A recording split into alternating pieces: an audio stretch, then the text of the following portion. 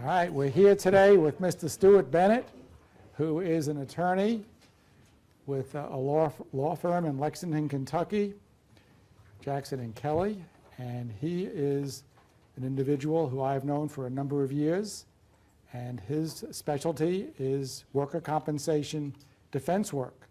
And he will be talking with us today about the practice of worker compensation defense work and what that means, and he'll be talking about the worker compensation law and how it affects injured workers and his role in the adjudication process. So I'm going to turn it over to Mr. Bennet, who can elaborate on his background and qualifications, credentials, and what he does. Thank you again for coming tonight. First of all, as we go through this today, at any time, throw up your hand, make a comment, ask a question. Doesn't have to have anything to do with what we're going to talk about. Doesn't matter. Just keeps things flowing, I think. I have a couple of observations to make.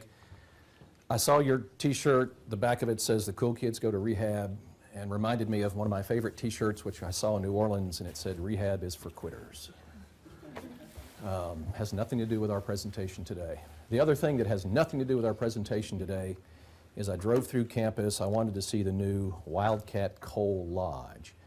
Is it just me, or are the architects competing with each other to design the ugliest building possible?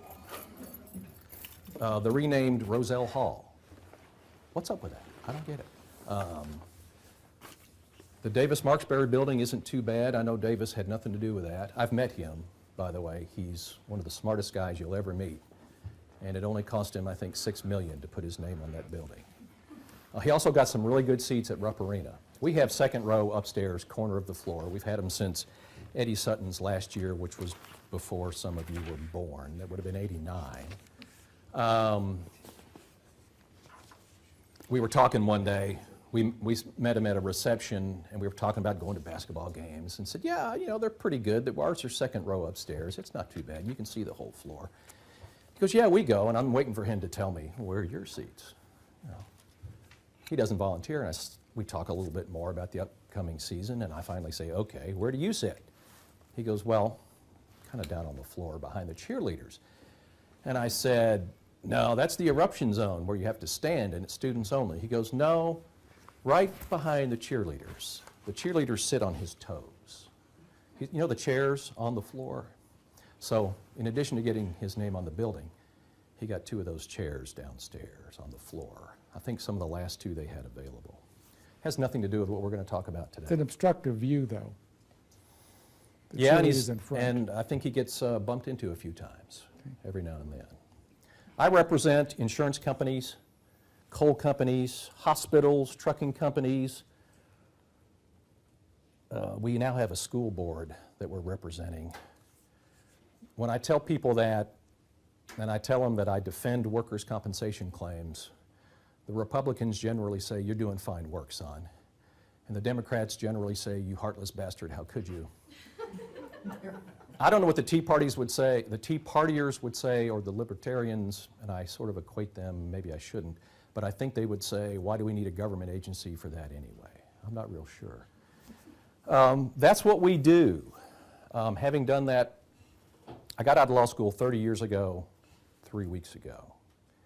And having done workers' compensation defense work now for about 28 of those years, I am a little jaded, I am a little cynical. I have seen everything from claims that are legitimately permanent total disability to out-and-out fraud. And we'll hopefully talk about some of that today. But yes, I do believe there are injuries that result in permanent and total disability. Every now and then that happens. And those people should be vocationally retrained if possible. And we're going to talk about that, I hope, today. On the other end of the scale, we have claims that are just out-and-out fraud. And we'll get back to that. Let me do a brief survey. How many folks from Kentucky? How many native Kentuckians in here? Eastern Kentucky. Whereabouts? Polk County, Hampton. Yeah, that's Red River Gorge. right. Beautiful area. Parts of it are beautiful. No Harlan County, Pike County, Letcher County? Harlan County. So you're closer to coal mining. Okay. Cut my teeth on. In what way? My father for 30 years. Okay. Did he have a workers' compensation claim at some point No, he died from black lung disease. without filing a claim? No federal claim, no state claim, nothing? No, never Okay. did. That was 30 years ago, though. And I haven't been back since in 30 years. You haven't missed anything, Oh, thank you. I don't think. The vast majority of my experience is coal companies, whether they're self-insured or through a traditional insurer, which makes no difference to you guys. The big ones, Consol, Massey, what used to be Massey is now Alpha Natural Resources. We've had some others come and go, and the coal business is always consolidating. Kin American Resources, Advent Mining, which just got sold, and again, I've done work for hospitals, and we used to have a self-insurance group that did a little bit of everything, electrical contractors and stuff like that. The vast majority of it has been coal mining. So that's just where my orientation comes from. Coal mining is hard work, it's dangerous work, and I wouldn't do it despite the fact that you can make some serious money doing it. Does anybody have any idea what coal miners earn other than you and the 80 grand a year. 2 years into it? 2 years into it, they can make 80 grand a year. So I can come out of high school with no college degree, with no additional training. I can wear my green hat for a while as a rookie coal miner, and within 6 months to a year, maybe 2 years, I'm earning $50,000, $60,000, $70,000, $80,000. I'm probably working 50 to 60 hours per week, depending on what the demand is. And then I'm going to get laid off for several months, or I'm going to go to another mine because that mine mined out. But it is, if you don't know, it's remarkable what kind of money you can make doing that. Let's touch on this while we're talking about that. Right now, maybe the worst job in eastern Kentucky and western Kentucky, where the coal fields are as well, is the HR guy who's trying to hire somebody. Some mines are hiring, some are laying off, some are closing altogether, some have sold their reserves to another company, and somewhere down the road they're going to reopen that mine. Consol left Kentucky altogether. Consolidation Coal Company is what it used to be known as. They mined as far and as deep as they could and do it at a profit, and they finally decided, let's just pull out. They sold that operation to somebody else. I don't know if he's still mining it or not. But assume you're hiring and you're the HR guy, and I got this from an HR guy in Sidney, Kentucky. He told me if I can get 100 people in here, 50 of them are going to flunk the drug screen. You know what I'm talking about? Pee in the cup?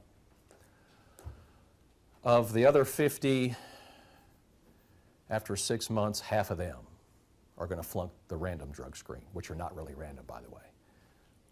They say they're random, but they're probably not. They probably target a few particular people, and then they throw in some others to make it look random, but those drug screens are not usually random, despite what they say. And about, of the remaining 25, a year into it, half of them will have quit because it's too hard, it's too dangerous, and they don't like working 12-hour shifts or 10-hour shifts. And they're supposed to get hired to work 6 shifts on and 2 shifts off, and they don't get the 2 shifts off. And they're working swing shifts. They're working 7 to 3, 6 days a week. They go home for 2 days maybe, and they come back working 3 to midnight or whatever. It's unbelievably hard. It's unbelievably dangerous. Those guys are earning every dollar. I wouldn't do it. There's no way. I've never been underground, which is kind of interesting. Everybody I work with, the adjusters, all the mine foremen, all these injured miners, they've all been underground, obviously. I've never been, and I think I'm okay with that. Sometimes you're working in coal this tall, sometimes you're working in coal about that tall. It just depends. So, I wouldn't do it.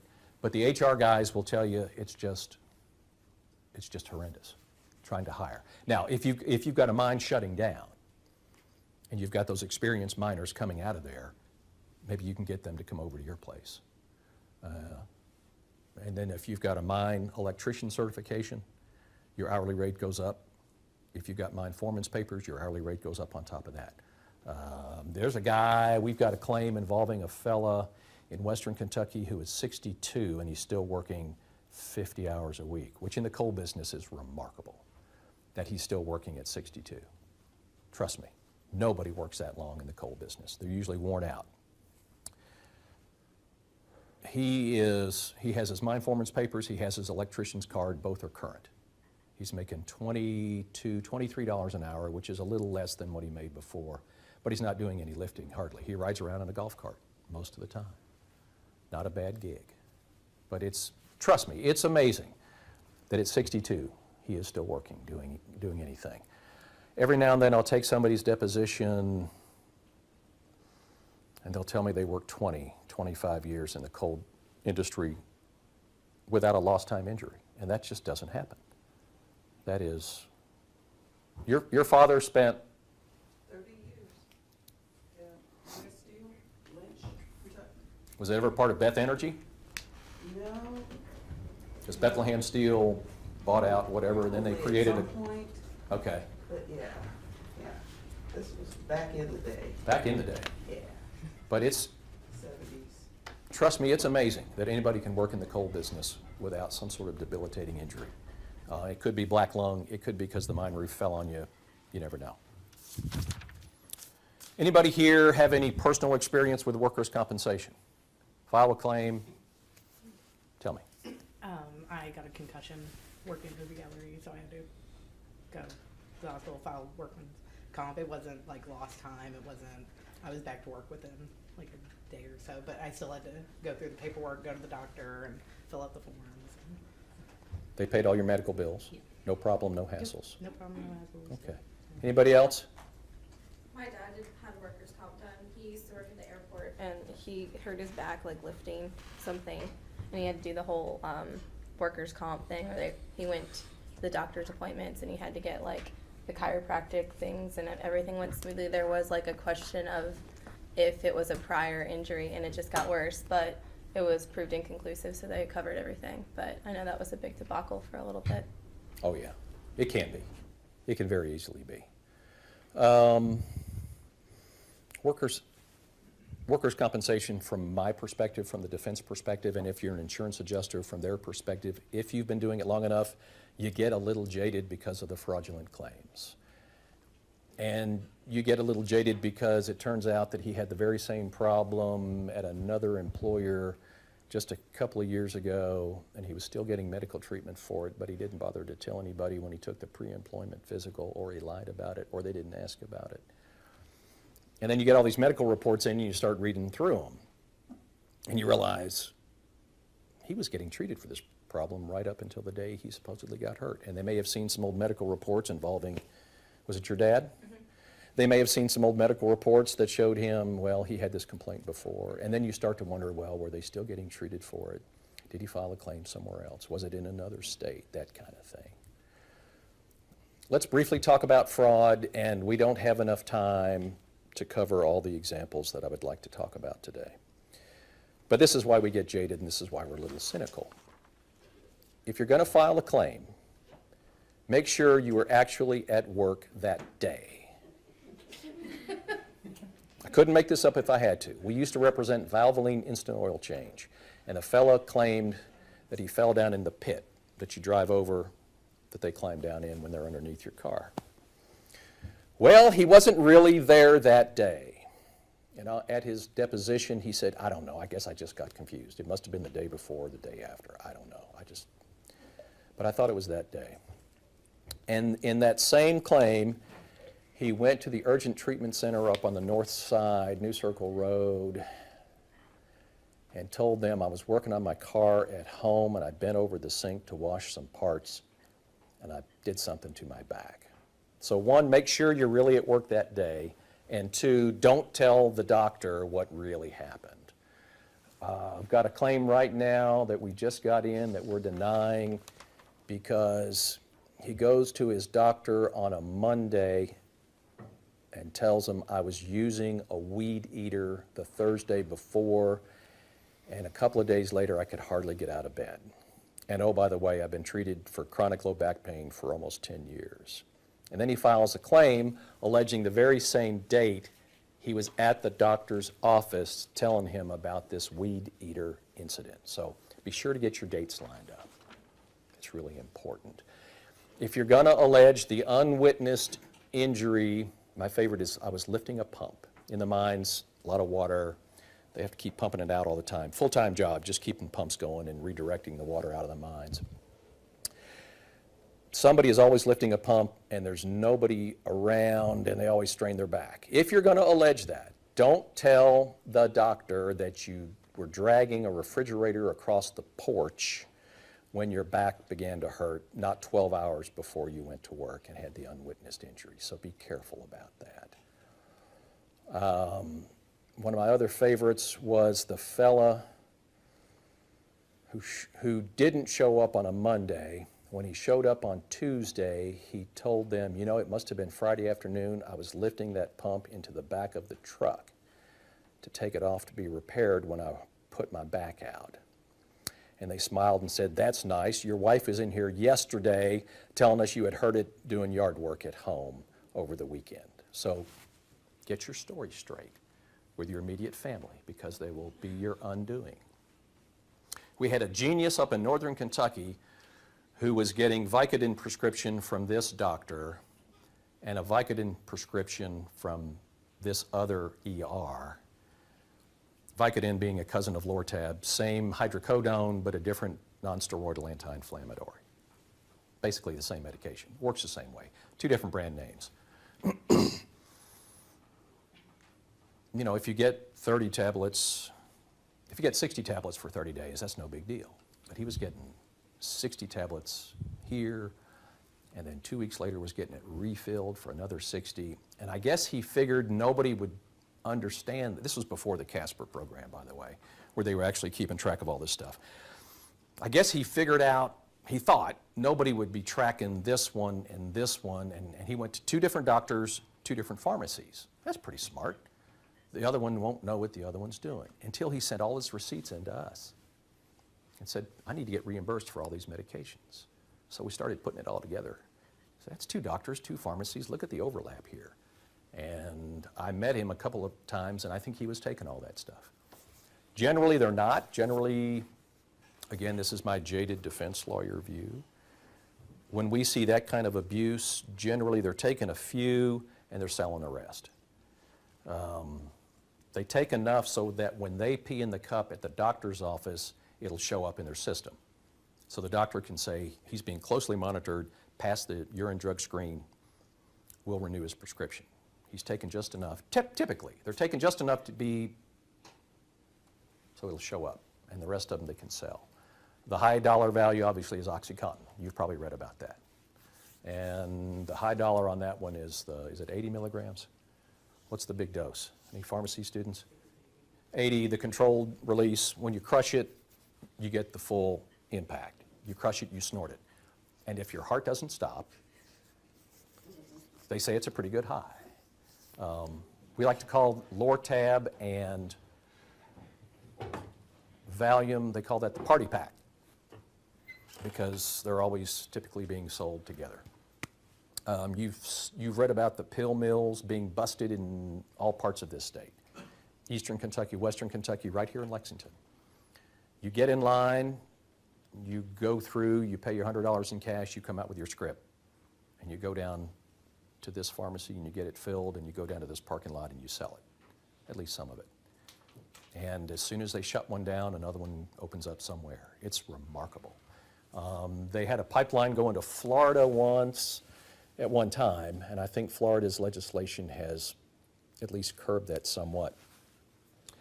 A lawyer in South Williamson, Kentucky, which is right on the river across from Williamson, West Virginia, he went to, I think it was Huntington, maybe Charleston, but to take a flight to Florida for a doctor's deposition. And it was going out on a Monday morning at 8 o'clock, and he was going to go do this deposition and come back the next day. He said, you know, I got on this flight, and something just didn't look right. These people did not look like they were going on vacation. Something was not right. He learned later that was the OC Express. Fly to Florida, go to the pain clinic, get your script, maybe even get them filled, fly back. Just a pipeline. Huge amounts of money involved, huge amount of abuse. We, my clients, are paying for most of that. The Lortab, the Valium, all that kind of stuff. We don't pay for a lot of OxyContin because we file what we call a medical fee dispute. If someone's taking OxyContin, we immediately send it to a doctor to review it. It's called utilization review. And we have them render an opinion as to whether anybody needs to be on this OxyContin. And 99% of the time, they're going to say no. Since he's not a terminal cancer patient, he shouldn't be on it. And we resist that. I don't know how addictive it is, but I can give you an example of a guy who had been on it for about 3 years, being prescribed by a psychiatrist out of Huntington, of all people. And I don't know what the deal was, or how he got there, or why they kept prescribing this stuff, but he was using $2,200 a month worth of OxyContin. And our request to the ALJ, administrative law judge, was, we don't care if he takes it, just don't make us pay for it. And it was one of those hearings where you really thought the guy might just go off. He didn't have a lawyer. He was obviously addicted. His behavior was erratic. And I was nervous going to Pikeville on that one. And the guy came in very calm and said, just get these people off my back. I'll pay for it myself. So we wrote it up, and the judge signed it, and we're done with it. He's probably still taking it. I don't know where he's getting the money to buy it. I don't want to know. All I know is I'm not paying for it. My client's not paying for it. But we don't see a lot of that abuse. Lortab, #1 with a bullet. Have you seen the color graphs where they take Lortab prescriptions, or hydrocodone is the generic, and they start giving you some indication by population how many prescriptions are being written? They put a dot. And if you take eastern Kentucky, from Ashland, draw a line down to about Harlan, the entire eastern and southeastern Kentucky. Parts of Virginia and West Virginia, right there. It's solid. It's almost solid. The numbers of prescriptions for scheduled narcotics in that part of Appalachia is off the graph compared to the rest of the country. It's a problem for my clients because they can't keep people off of them. These people who get addicted to these drugs are not going to come back to work. They're not going to go to voc rehab. They're not going to be productive in any way. It increases the drug trafficking. It increases the costs for workers' compensation. So if you have a company and you're buying workers' compensation, you're paying more for your premium because somebody's buying all those drugs. It's an unbelievable problem. I don't think it's nearly as bad in Western Kentucky. I don't see that kind of abuse. I could go on and on about that all night, but I won't. It's just frightening how many folks get addicted to something as simple as Lortab. And then it starts to affect everything else. They don't want to go back to work. They don't want to go back to school. Anyway, I'll actually give you some real law here. Do they, Yeah. do they have any process to cap the amount of medications they can add? Only by what we call a medical fee dispute, the kind of thing where we send it to a doctor, get an opinion that he should not be taking this medication or he should not be taking this much medication. And an administrative law judge can relieve us of that obligation. In some states, West Virginia, for example, I think they just cut off medical after so many weeks or after the award's done. In Kentucky, an award of permanent partial disability goes for 425 weeks. Don't ask me why. Some of your finest minds in Frankfurt, in the legislature, came up with that as a compromise figure. Permanent partial is something less than a permanent total. Permanent total means you ain't never going back to work again. Permanent partial means you have an impairment and you might not be able to earn what you were earning, but you might be back to work, but you're not a permanent total. Some degrees of permanent partial are 520 weeks, kind of makes sense. 52 weeks times 10 years, I get that. 425 weeks, I don't understand. But it's better than what used to be a lifetime partial. You still got guys out there, most of them are probably retired actually, who got a 5% award back in 1970-something and were getting $3 a week until the day they die. Those were called lifetime partials. That started breaking the bank, so they dialed it back and they had to have a compromise figure, and they came up with 425 weeks. This is literally people going up and down the hallways negotiating these things, and we've had that in place now for a long time. You can get 425 weeks, you can get 520 weeks. Permanent total gets paid until you would otherwise qualify for Social Security retirement, which for a lot of folks is 65, and it gradually goes up. 66, 66 in so many months. 67, I think, is now the cap, isn't it? 67, yeah. In some states, your obligation to pay medicals terminates when you quit paying that award. 425 weeks, 520 weeks, you don't have to pay any more medical. Some states cut it off just arbitrarily after 2 years. It depends. Kentucky, you get lifetime medical. If you've ever been hurt, you get lifetime medical until you die. Not until your benefits are cut off. I get confused easily. But, That's because I'm here. are these people addicted because they misuse the drug, or they become addicted because they take it according to the instructions and then become addicted? All of the above. I have never been, I can't give you a straightforward answer because I'm a lawyer, all right? If there were easy answers, I wouldn't have any work to do. So let me expand on that. I have never been on Lortab, but I am told that if you're on it for about 60 days, there's probably a physical chemical addiction. I don't know that. Without misusing it? Without misusing it, taking 2 a day. The minimum dose is 7.5. Goes up to 10 milligrams. I don't know if it goes up much more than 10. 5, 7.5, and then 10. And I don't know, 1 every 4 hours. I think when last time I had a person, it was every 4 to 6 hours as needed for There you go. pain when I'm Take it as prescribed. And take it for about 60 days. And people tell me that you start getting the withdrawal. Like, I got to have some more. That's good shit. I really like it. Psychological addiction or a physical addiction? Both. And on the psychological end of it, prolonged use of any kind of scheduled narcotic typically leads to depression. I don't think they know why. It's a chemical change. Now, if I was out of work, if I'd gone from $80,000 a year to $700 a week on workers' compensation, if I was sitting at home watching TV and listening to my wife bitch at me, I'd be depressed too. But they say that scheduled narcotics can cause a chemical change in your brain. So when people start liking it, they can't wait that 30 days to go back and see the doctor to get the regular prescription. They go out and buy it on the street. This is my impression. A plaintiff's attorney will tell you it's not true. But that's what I understand.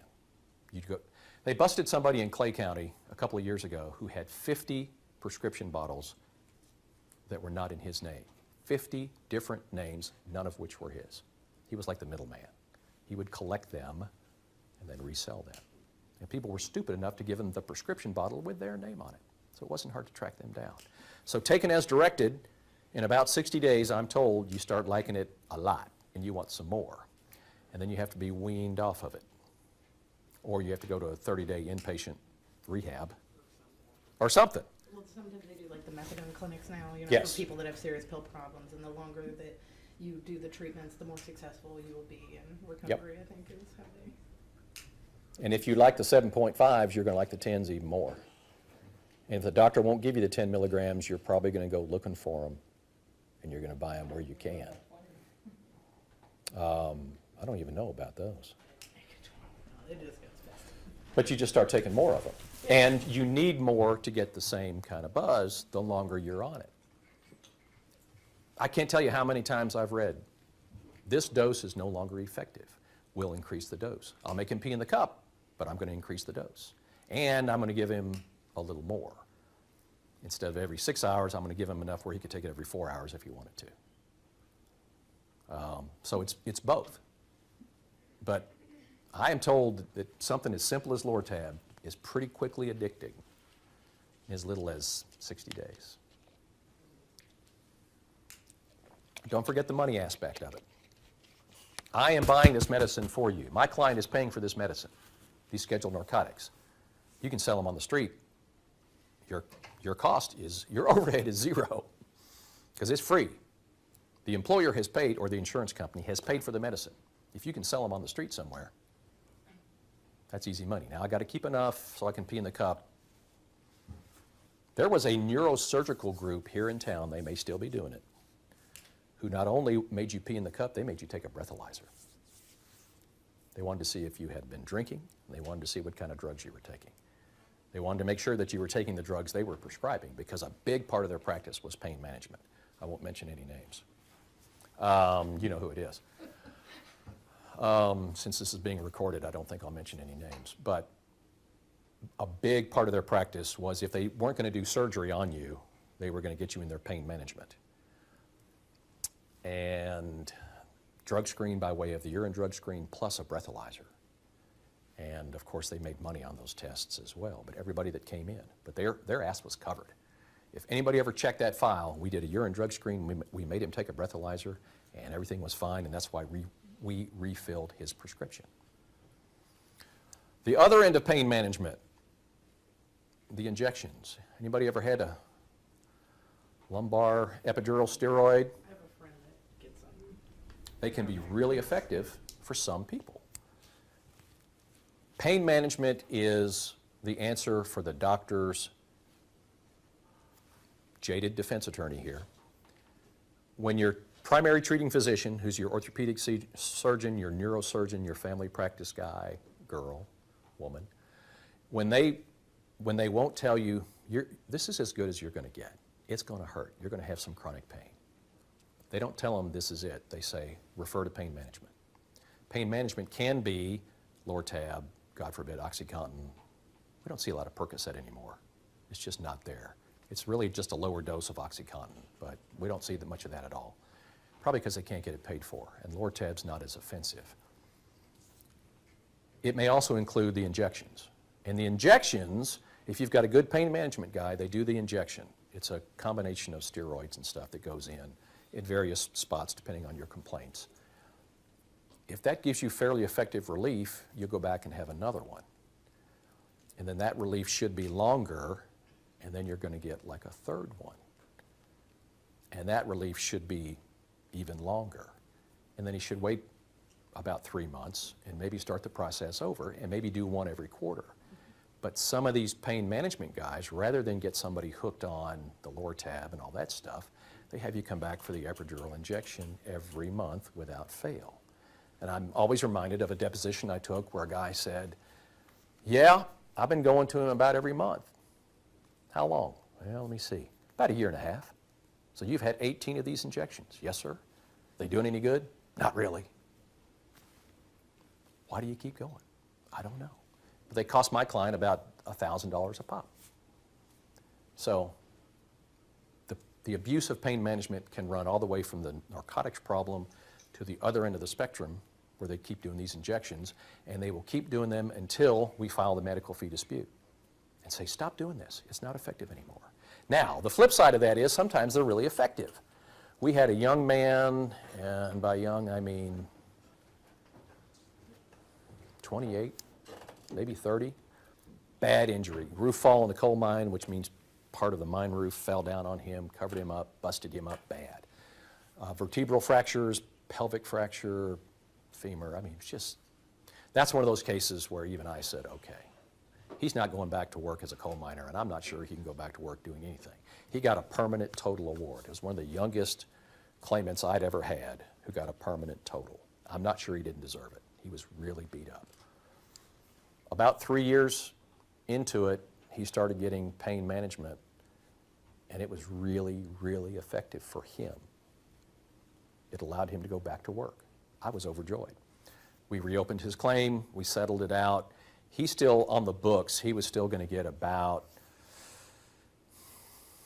$600,000 or $700,000 over the next 25 years. I think we bought him out for $250,000, which is a lot of money. He went back to work for about 1 year and then had to quit again. He got into low coal. He went from working in coal this high to coal this high, and it started bothering him again. But he also admitted that one of the reasons he went back to work because the pain relief really helped him. It was very effective. He also admitted one of the reasons he went back to work was he was sitting at home watching TV, listening to his wife bitch at him. He had to get out of there. So you never know what factors will combine to help you do that. Let me give you a little law. Well, let me ask you a question about that. You don't want any that law, do case. you? Well, I always want the law, but I have a question about that case. All right. Okay. Did you at some point know that he was planning on going back to work? No. Okay, so he did this on his own. He did this on his own. The question I had, if you would to know about the fact that he wanted to go back to work, would you recommend, and perhaps this is placed to interject it, some sort of retraining into a less physically demanding work activity? Absolutely. If you can convince somebody who's making $80,000 a year to go to work at Advance Auto Parts for, what's minimum wage now? What are they going to pay you at Advance Auto Parts? $7.50? $8? About that? Maybe? No benefits? No benefits. You up for that? You've been making $1,400, $1,500 a week, and you're going to go to $400 a week? Less? Or are you going to stay on workers' compensation and Social Security disability? Easy call. And this does tie into why I think I'm here. What are we going to retrain them to do? That varies from Eastern Kentucky to Central Kentucky to Western Kentucky. Eastern Kentucky primarily has hard, heavy manual labor, to wit, coal mining. The step down from that, how many light manufacturing jobs are there? Almost none. Is the pie factory still open, where they make Pop-Tarts? I don't think so. If you were in Pikeville, There's you'd the- say the pie factory. There's a cookie factory, there's, It was the cookie factory, then it was the pie factory, and they used to make Pop-Tarts there. I don't know if they still do. There is almost no light manufacturing. Who had a plant in Painesville making plumbing fixtures? American Standard? Are they still there? No. No. You ain't got no choices. You work in the mines and make more money than most lawyers, especially lawyers coming out of law school. Ain't no lawyers in Eastern Kentucky coming out of law school making $80,000 a year. Try 40, maybe. Bad time to come out of law school, by the way. Tough market right now. Central Kentucky, different deal. We got Winchester. We got light manufacturing. I got a client in Winchester. It's light manufacturing. All you do is operate equipment. It's skilled. You have to know what you're doing. But there's not a lot of heavy lifting and stuff like that. Central Kentucky, Western Kentucky, Owensboro has light manufacturing. Northern Kentucky, totally different market. All kinds of light manufacturing up there. Far Western. Carhartt had light manufacturing until they started shipping all those jobs off to Mexico. And I know a lot about that. We may get to that today, I don't know. So, what am I going to retrain them to do? You got to have some kind of skill. By statute, KRS 342.710 says the employer has to pay 52 weeks of vocational rehabilitation. Who can tell me what kind of skills you can be retrained with to have? What kind of job can you be retrained for in 52 weeks? Any offers? Certificate. Like some sort of certificate and maybe nail tech. What did they were they training them to do in a short time? Cosmetology and Maybe. oil technician, and they had some other short programs, but no, I don't. 40-year-old guy who's spent 20 years in the mines, is he going to do that? Probably not. You got to have some kind of degree. It's going to probably come from Big Sandy Community Technical School, or maybe whatever's up in Ashland Community Technical. It's probably going to have to be medical related. Unless you can learn how to weld, that'd be an excellent job, but if you can weld and handle that kind of stuff, you can probably go back to work in the mines, honestly. I mean, welding is hard, hot, heavy work. If you can do that, you can probably go back to work at what you were doing. It's probably going to have to be medical related. Respiratory technician, what, 2 years? Pharmacy tech, radiology tech, 2 years. Pharmacy tech, I think is 2 years. You know what I'm talking about, the medical related. Nursing assistant, Yeah, things like that. there you go. 2 years. Great fields. I have seen bidding wars. We had a fellow who got injured in the mines, went to Big Sandy Community Technical, respiratory therapist. He was going to start at like $30 an hour. Now, no benefits. He was basically an independent contractor. He'd work in Louisa for so many days. He'd work in Ashland for so many days. He might go to, not Inez, down to Prestonsburg. He would basically was going to run this circuit so many days at different hospitals as a respiratory therapist. $30 an hour. And they were bidding wars. They wanted him to come to King's Daughters Medical Center. They wanted him to come to Highlands Regional Medical Center and stay there. Tremendous demand for that. Radiology technician, I've seen bidding wars for that. I've seen, well, any sort of healthcare provider is trying to staff up with something other than MDs because they want too much money, and there aren't enough of them anyway. There's a real shortage of doctors, especially primary care doctors, in parts of this state. You probably already know that. Huge problem. They're trying to address that with the DO school up in Pikeville. That is helping somewhat, I think. But anyway, if a medical provider, doctor's office, radiology office, hospital, whatever, if they can staff up with something other than MDs or RNs, they're going to do it. And it's going to be those 2-year degrees. So you got to have some kind of 2-year degree. So you got to get somebody who's willing to go back to school for 2 years. And you got to assume, and you should never assume this, that my client is going to pay for it, because they probably won't, despite the fact that we tell them they should. If you get someone who gets a permanent total disability award and he's willing to go back to school, pay him, for God's sakes, for 2 years. Learn him a trade, as they say, because then he's off your back. He's not going to reopen his claim.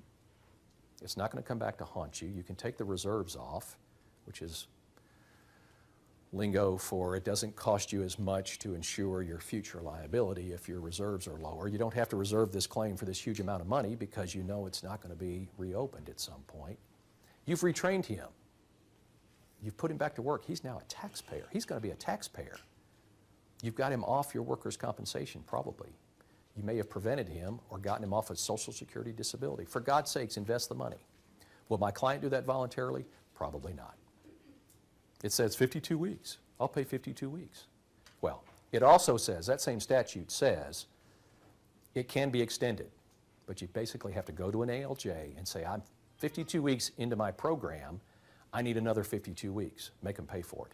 And 99% of the time, they will. But my client, and I tell them this all the time, you should voluntarily pay for it, for God's sakes, people. For Carhartt, I work as an arbitrator.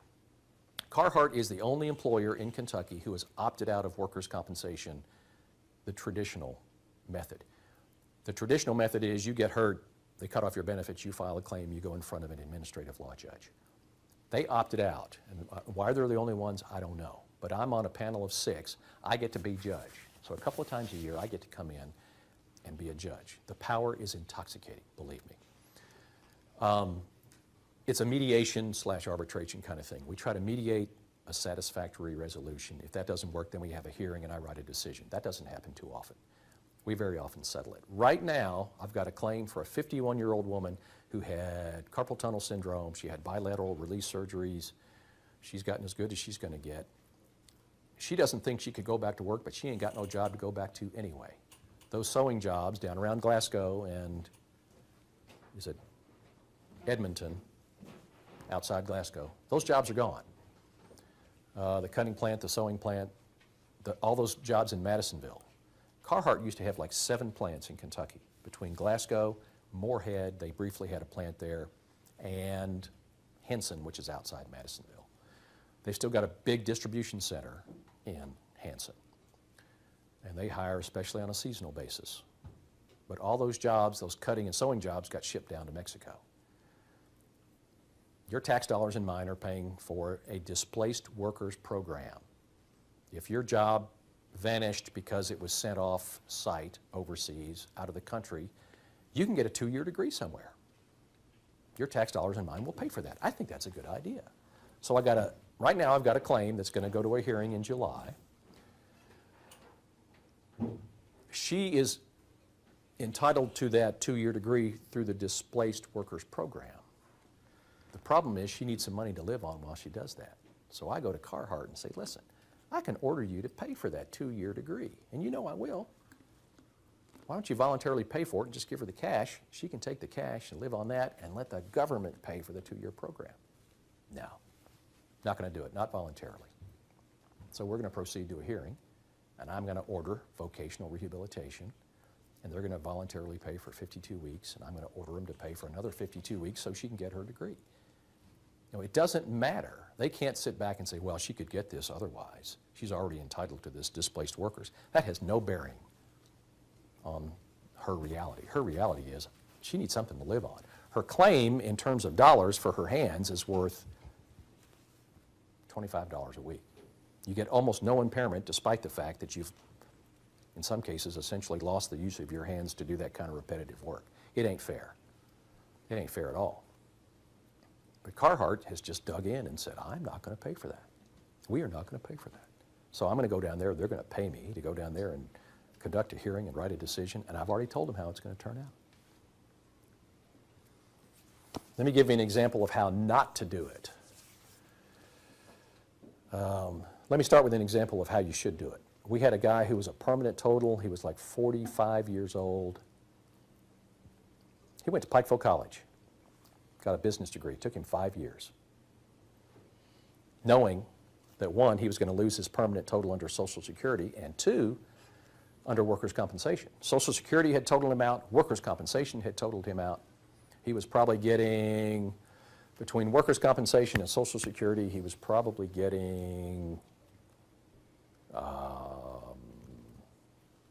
or $4,000 a month, plus a medical card from Social Security and or workers' compensation that paid for all his medical care and probably his dependents. On his own, he said, I'm not going to do this forever. I'm going to go to Pikeville College. That was a rare example of where my client did the right thing and actually paid for him to go to school. Now, the motivation was, when the claim gets reopened, we're not going to pay him permanent total. It got reduced to like a 25% award. Probably saved him $250,000, maybe $300,000. Totally, totally worth it. Took him 5 years. He got a business degree from Pikeville College. That has happened once in my 28 years of defending these claims. One time has somebody gone to college and gotten that kind of degree. I've had several people get the 2-year degree. We talked about those in the medical field. I think I had a guy go back and get retrained to do welding, I'm not sure.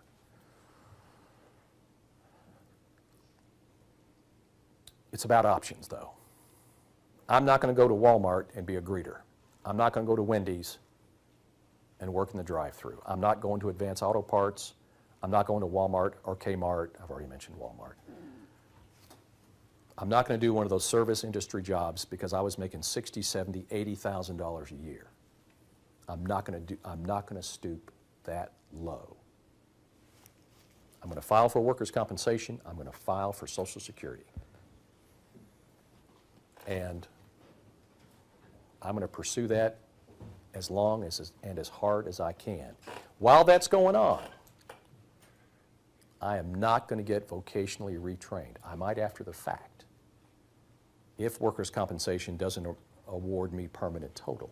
If Social Security turns me down, I might think about vocational retraining, or I might think about that job that pays $8 an hour.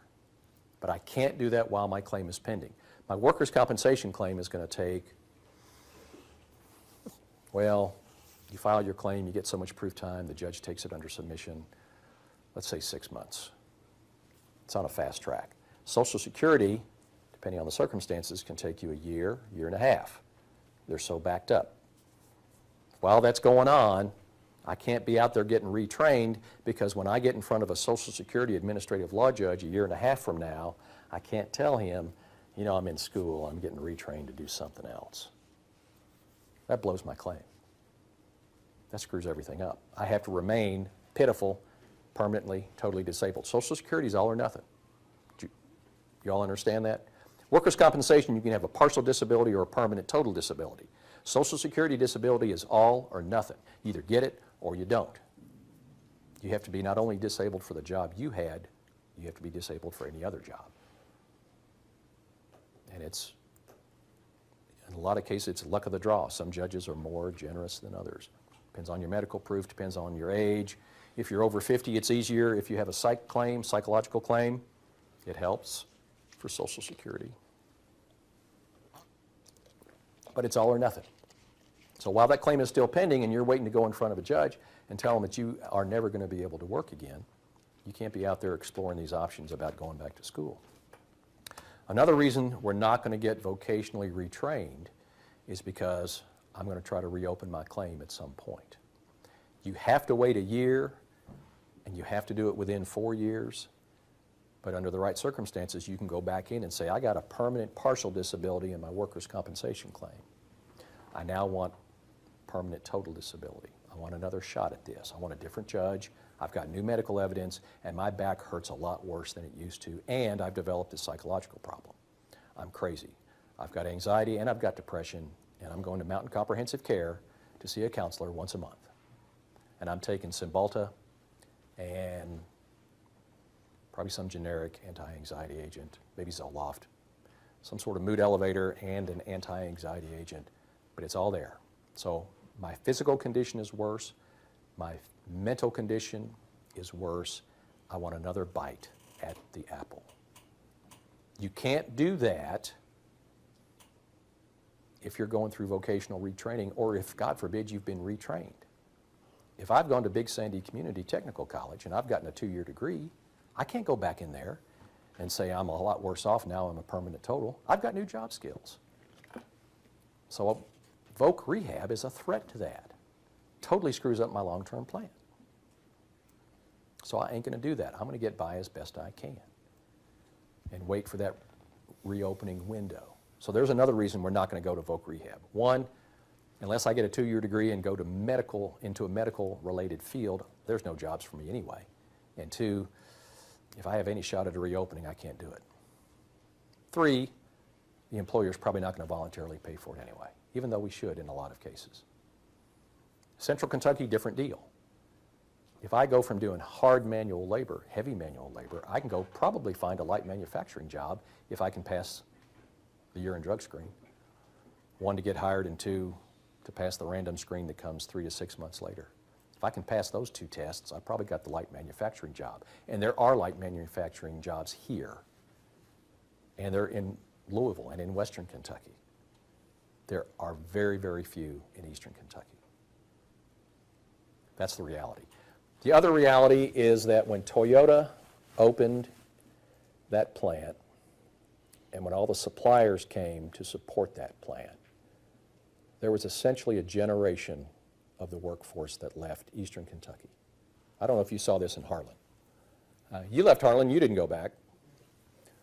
For the first time, there was a light manufacturing job that paid what coal mining paid, or damn close.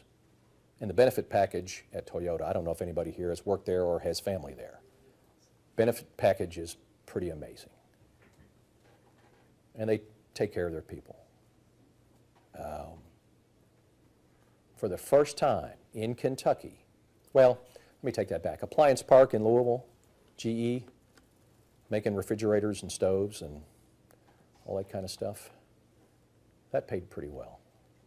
Ford Manufacturing, Ford obviously in Louisville, but in Lexington, central Kentucky, Louisville is way, way farther west, 75 miles. That's a long way from Lexington or Georgetown.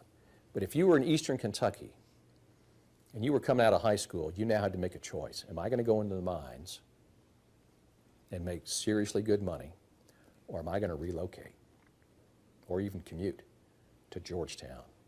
And if not for Toyota, for one of those suppliers. I got to think long and hard about this. This is the first time I've really had this opportunity. Nobody else paid what Toyota was paying. Nobody else offered the benefits package. Now, the suppliers don't pay what Toyota's paying, and the benefits packages are not as nice. But all of a sudden, you had all these light manufacturing jobs available, and that honestly, there was an entire, just about a generation that said, I'm not going to go into the mines. I'm moving out of here. I know people that commuted from Prestonsburg, which is 120 miles from here, every day to go to Toyota. They carpool. They're probably still doing it. It was worth it. So this gets back to the quandary that these HR people have. They used to have 10 people would apply for a new vacancy at a coal mine. They were recent high school graduates. They were drug-free. They were third, fourth generation coal miners. They knew how to do it, a lot of them already. You didn't have to train them that long. They had learned from their dads and their granddads. And they were proud to do it. There's a workforce that's gone. You're left with the kids who aren't sure, or the kids who couldn't get hired at Toyota or one of those suppliers, and you know why they couldn't get hired. They were high on something. They flunked the drug screen. So then they show up at the coal mining office thinking, well, I'll just go back home and try to make some money there. It's a hell of a spot to be in. And that's never coming back. I don't care how many layoffs there are in the coal business. Somebody else is going to crank up a mine at some point, and all those displaced coal miners are going to find work somewhere if they haven't retired. But that generation, that workforce, when did the plant open? Toyota, 80. 20-some years ago, 25 years ago. That generation's gone. And there's not a new generation coming up behind it that's going to do this. They take the same cue. I'll go to Lexington. They used to go to Ashland to this AK Steel plant. Most of that shut down. And that was lifetime employment. AK Steel was hard work, heavy work, paid better than coal mining even. Union benefits, unbelievable. That was a lifetime job. And then they started shutting down. All those jobs went. So that gets us back to the quandary of the HR guy. There's nothing to pick from. But if you're the injured miner who spent 10, 15, 20 years working in the mines, are you going to get retrained? What for? Are you going to go to school for 2 years? Probably not. It's rare. In my world, it's rare. The other mentality, and I understand this part, is I came out of high school, I worked at the Pack and Save grocery, bagged groceries for a while, went to Wendy's for a while, fried chicken at KFC for a while, finally realized I needed to make some real money, went into the mines when I was 25. I've been working in the mines for 25 years. I'm 50 years old. I'm worn out. And they may be. Even though this is being recorded, I'll admit that. Some of these guys have been working in low coal for a long time. Their necks hurt, their backs hurt, their wrists hurt, their shoulders hurt, their knees hurt. If you do x-rays of some of these guys, their knees don't look like your knees or my knees. You take 50-year-old men, one of whom worked 20 years in the coal mines and one of whom never done any hard manual labor, and the coal miner's knees are going to look like crap. They're going to be candidates for total knee replacements. And I'll admit that. It is physically exhausting work. And if you have been lucky enough not to have been crunched up in a roof fall, and if you didn't get black lung, and if you're still basically breathing, physically you could well be worn out. And there is something of a mentality to that. And it took me a long time to come to grasp with that, but I'm starting to understand that since I'm now 56. And parts of me hurt that didn't used to. And I've never worked in a coal mine, but I can't imagine crawling around in low coal for 20 years, 25 years. That'll wear you out. But there's a mentality somewhat.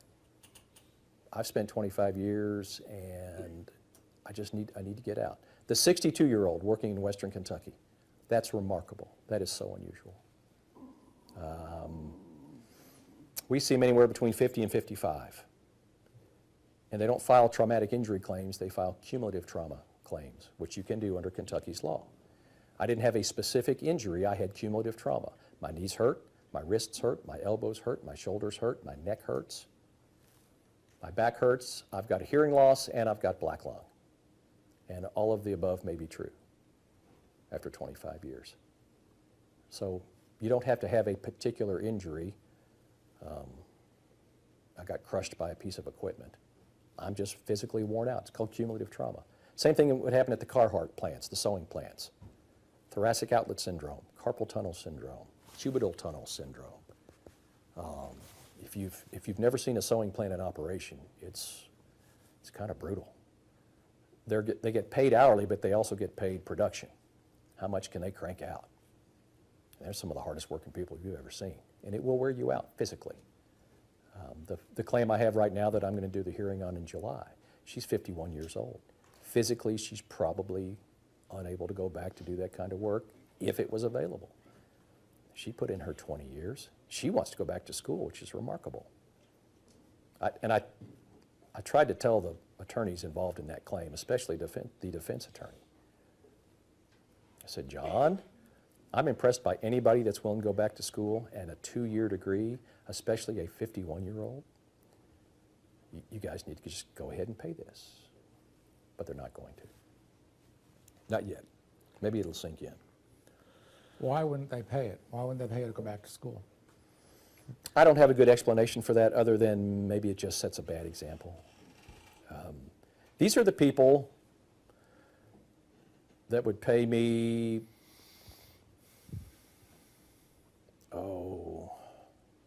for the day, well, let's just say they would have me drive all the way to Hanson, Kentucky to do a mediation in a medical fee dispute about whether they should pre-authorize a lumbar MRI. What they will pay me to drive down there, conduct the mediation, and drive back is going to cost 1.5 to 2 times what the MRI would cost.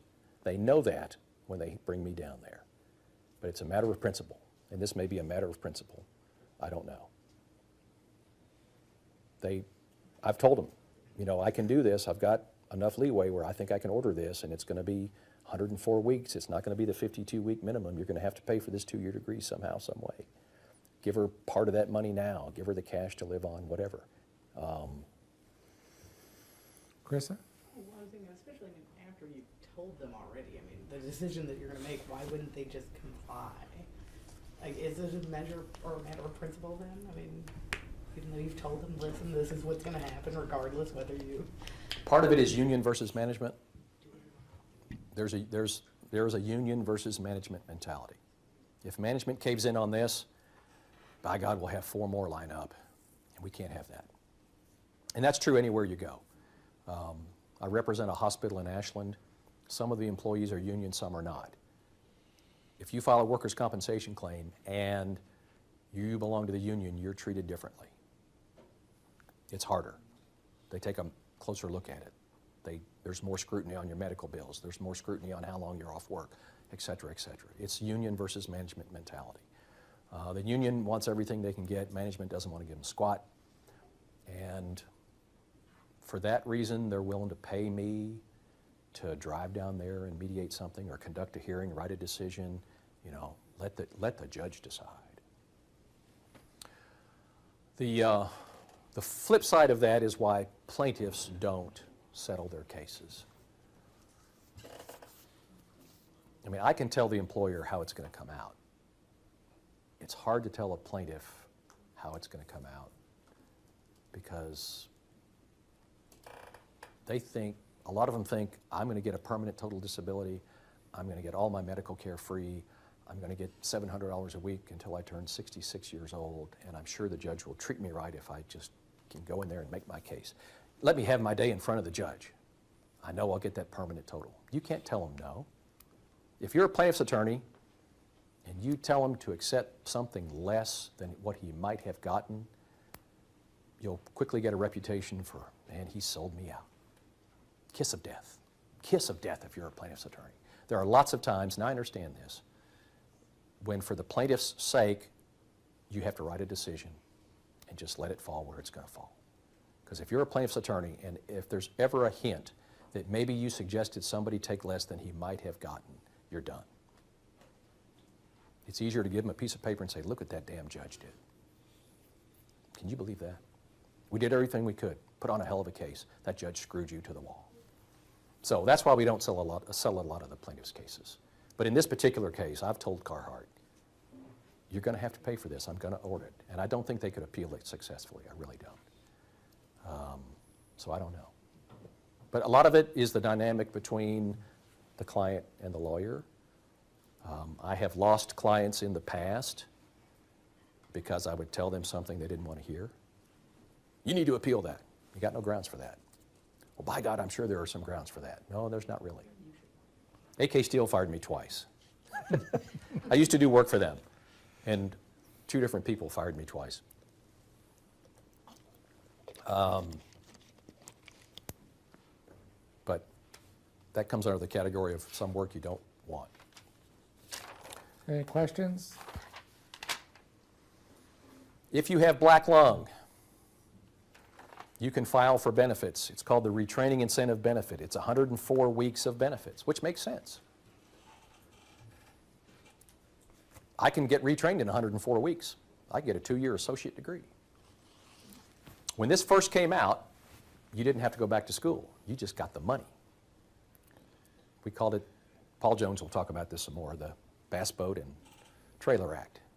You got your money, you went out and bought a new boat. Kept working. The legislatures, your finest minds in Frankfurt, finally decided, you know, if we're going to retrain somebody, we better pay this money to the institution and not the claimant, because the claimant's probably not going to spend it on going back to school. So now you actually have to go back to school. You have to leave the mines, your $70,000, $80,000 a year job, and you have to go back to school to get retrained for something else. How often does that happen? Any guesses? Almost none. The doctors told me I have early stage black lung. My breathing is fine.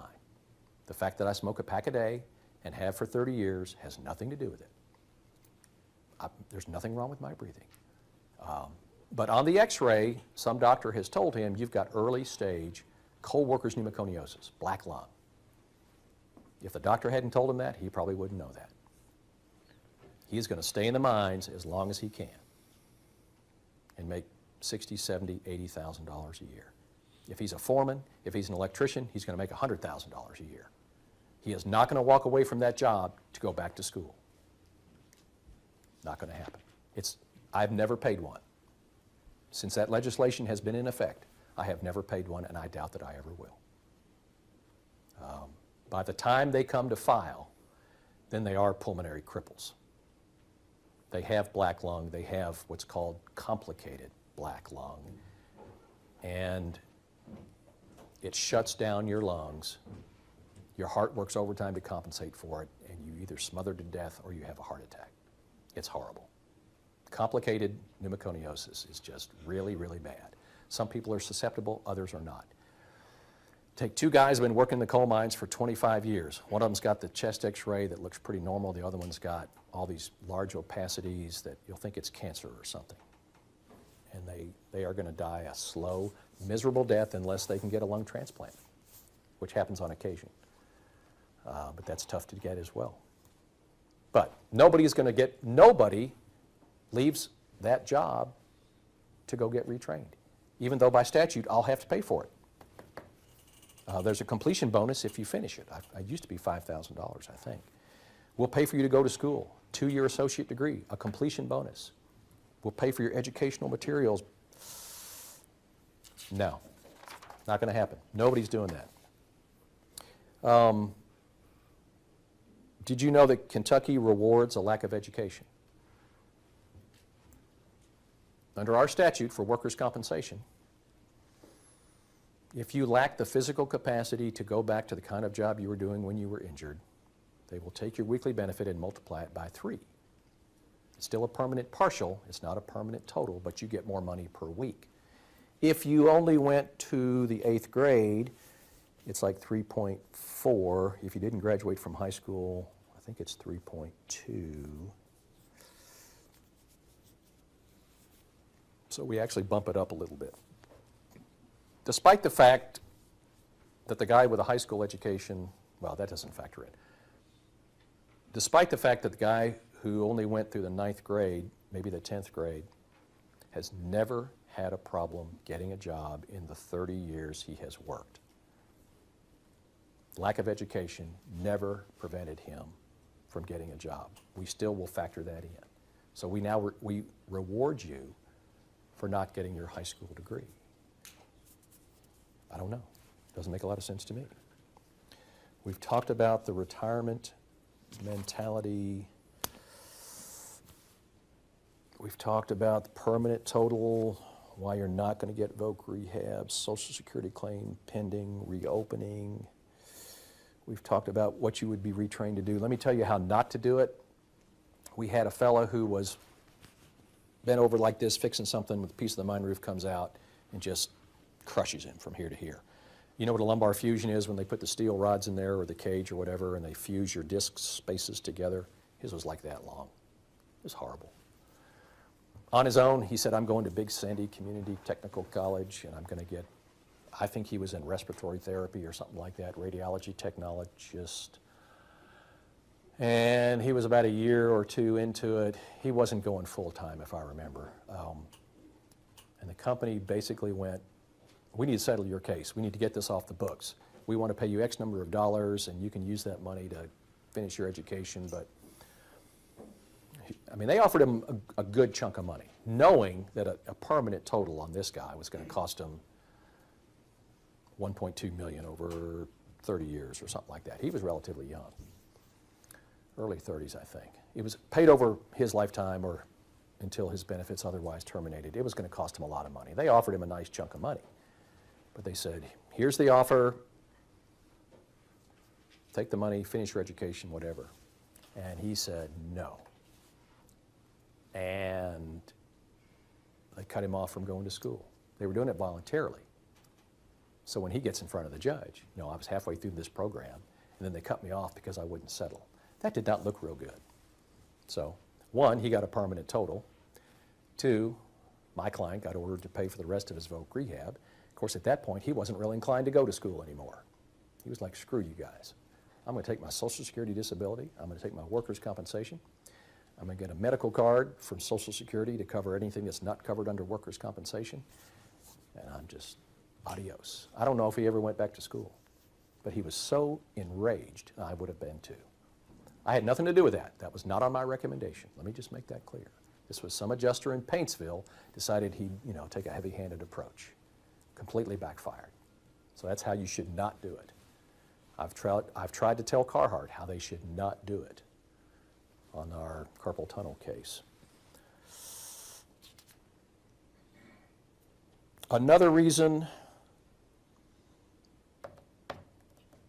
we don't see a lot of voc rehab in my world, especially for injured coal miners, is that literally some of them lack the academic skills. You see these people, you test them. High school graduate, they're reading at 4th, 5th grade level. 4th, 5th, 6th grade level.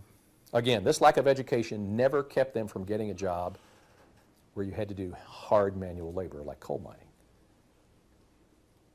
But they probably don't have the academic skills to get into community college, to qualify for that, despite the fact that they graduated from high school.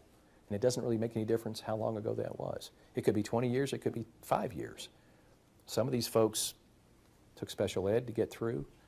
Some of them just kind of got passed because they were playing football. I'm sorry, it still happens. But literally, they'll go and get the screening as ordered, and their academic skills will be such that they can't read and write at a level that's going to allow them to be retrained. The other problem is physically, if you've had a cervical spine injury or a lumbar spine injury, you probably are going to have trouble sitting in class. Physically, it's going to be really hard to do. Now, accepting that as true, an easy way to avoid voc rehab is when the judge orders voc rehab and you go to that initial screening that they do at the Carl Perkins Center, they used to, probably still do, in Prestonsburg. Where is it? Paintsville. Paintsville. Thelma. If you tell the examiner, I don't think I can sit that long, and I've got this back injury, and by the way, I've got a lumbar fusion, and it really hurts. If you tell them that, they will put that in the report. Does not believe he could do any prolonged sitting. Probably cannot go to class. You're done. That's the end of your vocational rehabilitation. So Chris, one, We had a question here, if you don't. I think Dr. Beach was just telling us, because he's worked with the coal miners before, is there's just not a lot of transferable skills to once, you know. he tells me all the time in his reports there are lots of transferable skills. Tell him about that. Again, tell us all about the transferable skills. What do you want to know about it? Mine foremen has supervisory skills. Mine foremen have the ability to fill out fairly complex reports.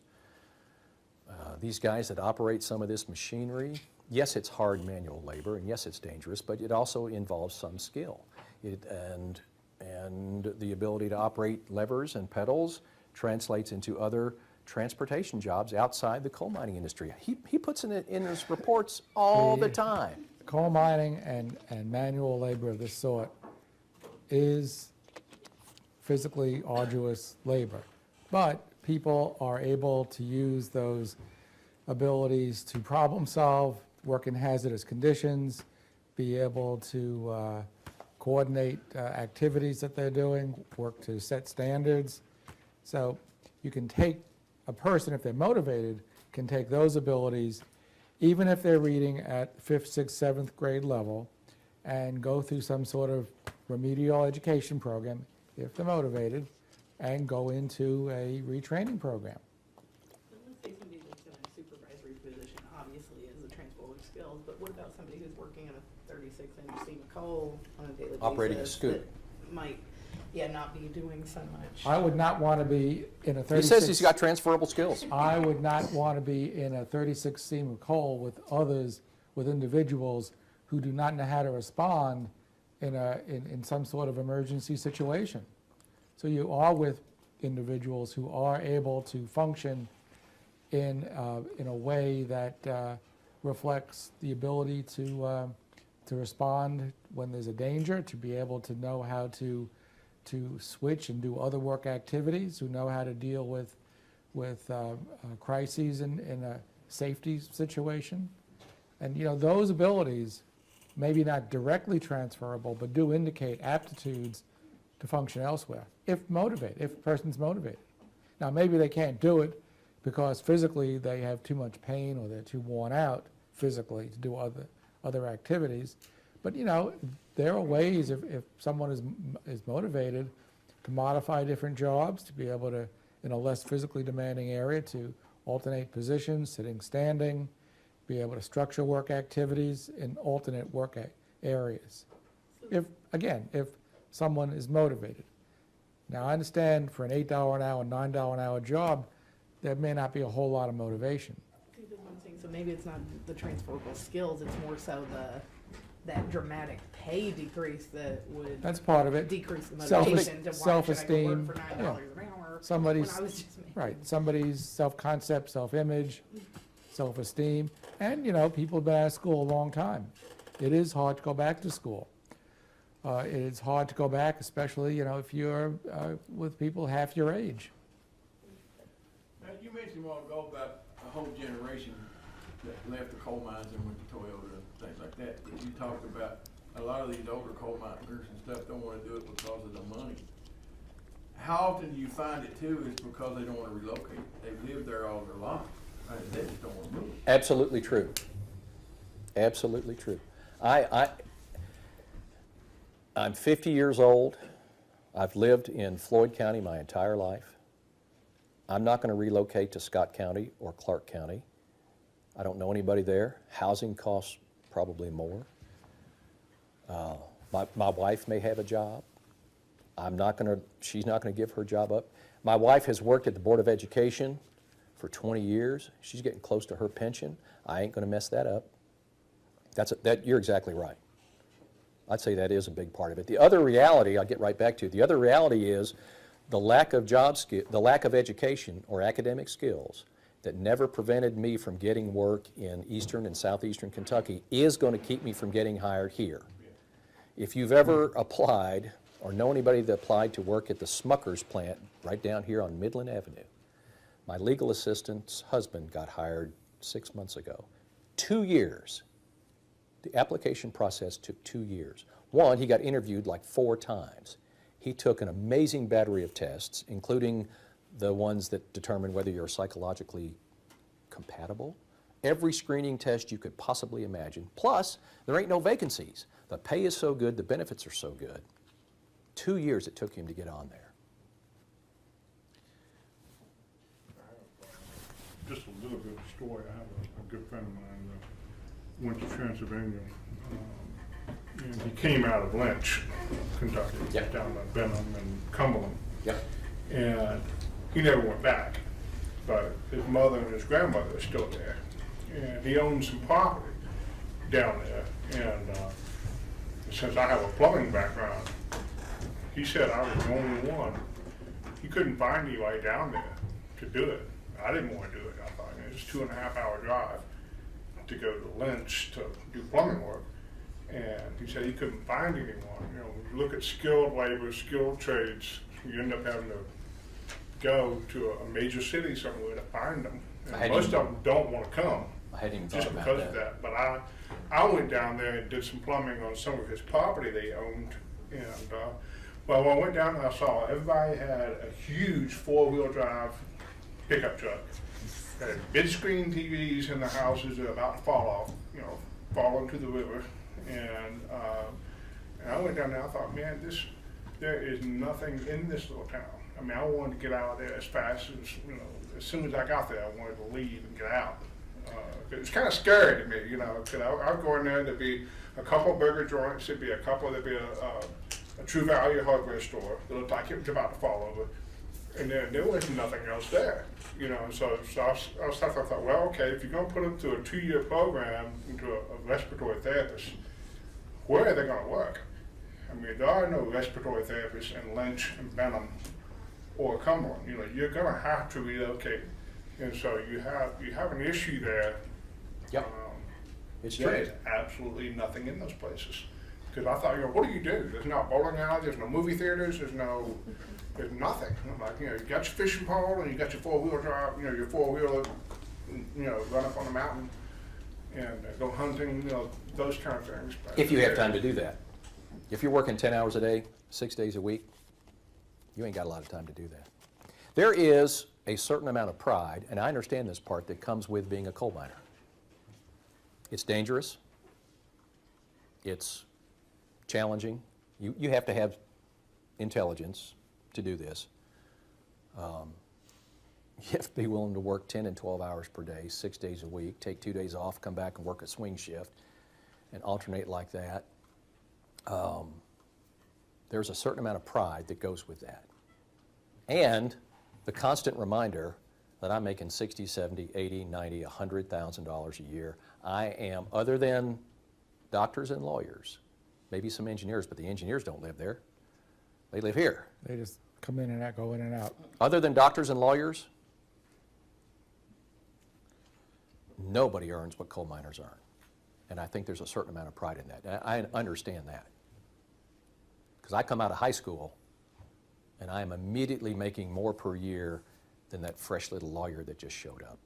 I'm probably making more than that family practice doctor because I don't have $200,000 in student loan debts like he does. And I'm not, coal miners probably put in the same hours as some of those doctors. Some of those doctors, family practice doctors, are working their asses off, trying to see all those patients, which is impossible. Between office visits and hospital rounds and everything else. But you take a family practice doctor, he's probably come out of school with $100,000, $150,000, $200,000 in debt. Coal miner ain't got that debt. He's got a house, maybe. He's got disability insurance on that. He's got a pickup truck. He's got disability insurance on that. He's got the newest 4-wheeler available. He's got disability insurance on that.